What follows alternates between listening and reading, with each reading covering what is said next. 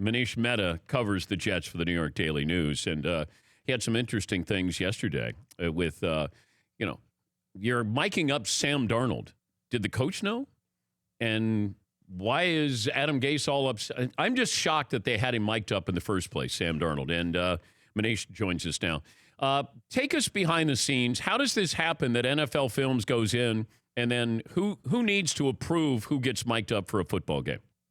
Well, Dan, every team has to have their coach and quarterback mic'd up at some point during the season. The Jets actually agreed to have Darnold mic'd up for their Sunday night game against the Browns, but he obviously didn't play because of mono. The player has to get clearance or has to clear, this, of course, and the organization, public relations is involved in this as well. But to answer your original question, Adam Gase knew that he was mic'd up. The Jets actually embraced the fact that he was mic'd up. There is a danger, however, when you mic up a player for a primetime game, because the network, in this case ESPN, can turn around those clips in-game, whereas if you had the player mic'd up for a 1 o'clock or a 4 o'clock game on a Sunday, NFL Films wouldn't use what they have until later in the week for whatever programming that they have. So the team would have more of an opportunity to perhaps be a part of the vetting process. But in this case, when you're dealing with real time, an NFL Films representative on site gives ESPN the cleared batch of clips. And then ESPN obviously decides what they want to air and what they don't want to air. My understanding is that actually people high up on the totem pole at NFL Films, were not happy that this got cleared. So they weren't happy with one of their employees, in essence. And clearly the Jets don't like their franchise quarterback being poked fun at for 24, 36 hours? Yeah, I feel bad for Sam, but it was a great moment. If I'm NFL Films, didn't I get what I want to get here? Yeah, it makes for a great conversation. It's entertaining. It's certainly much better than the bland stuff that you typically hear in these mic'd up type of scenarios. I'm not debating that. It makes for awesome conversation. But if you're the team, you have a shared understanding with the league that if your player is going to be mic'd up, you're going to get, your typical hooting and hollering, your grunting after getting tackled, really bland stuff. Nothing as juicy as what we saw this time. So I do think that the team got burned in a way. It's not as if the Dan Patrick Show mic'd up Sam Darnold or the New York Daily News mic'd up Sam Darnold. This is the league dealing with one of its teams, and clearly, you don't see comments like this being aired for a reason. Did Adam Gase make things better or worse yesterday with his comments? Look, I think he was tipped off.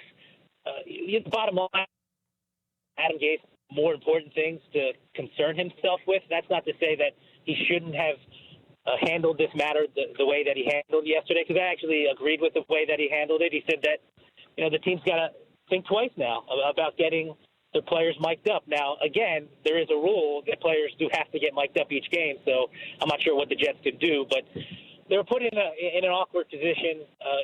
At the end of the day, Dan, you've been around the NFL long enough to know that seeing ghosts is a common phrase. You hear a lot worse things on sidelines. So I think NFL people don't pay that much attention to it. But when you look at social media, there's memes all over the place about Sam Darnold. So I think that is the fallout that the team is not happy about. I think the bigger picture here is, okay, we caught him saying it, but to me the bigger picture is, why was he seeing ghosts out there? Why was it felt like ill-prepared to face the Patriots, what they were going to bring defensively? Hey, you hit the nail on the head. It was poor preparation by the coaching staff. It was a poor communication by the offensive line. It was poor execution by Sam Darnold. You could put the blame on a lot of different people for why they were non-competitive the other night. It obviously begins with the head coach in preparation, but you can't absolve Sam Darnold because he is the one who made the off-balance throws. Ultimately, I just think that this team has not been prepared too many times entering games, whether Sam Darnold was the quarterback or Luke Falk was the quarterback or Trevor Siemian was the quarterback. That is an indictment on Adam Gase. It's pretty cut and dry to me in that respect. I just wonder as we move. I don't know how good Sam Darnold is. Like, do we have a sense of how good he is or is going to be? Well, we've seen enough flashes, I think, in the 16 games that he's played to believe that he can be a very good player, at the very least. I look at his floor as Tony Romo. I think he could potentially be a Matt Ryan or Phillip Rivers impact type of player. And I think if things go perfectly for him, he could be in that Ben Roethlisberger, Aaron Rodgers type of success rate. But he has skills, Dan. There was a reason why he was the number 3 pick in the draft. And you saw 2 weeks ago, he was the AFC Offensive Player of the Week for what he did against the Cowboys. He has a tremendous amount of ability. I think he will be a difference maker in this league for a very long time. I think he is going to be a very good player regardless of who his head coach is. That being said, the head coach is going to be absolutely pivotal if this player has a chance to be an elite player. You see the Patriots twice a year. What do you make of them, and are they the class of the NFL? They are, and they are because of their defense. I thought that they would have a very good defense this year.